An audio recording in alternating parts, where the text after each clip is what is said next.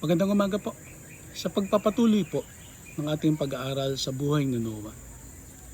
Hindi po na-mention sa Bible kung paano po ginawa ang arko.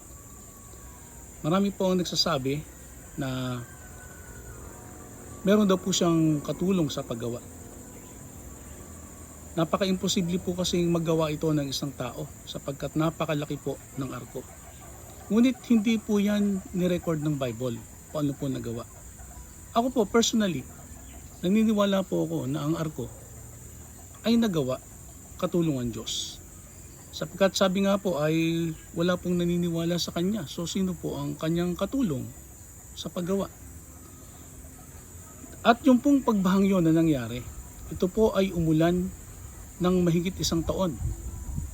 Nakalagay po sa Biblia na ang pag-ulan ay inabot ng 371 days. Alright. So, grabe po ang nangyari nung panahong yon.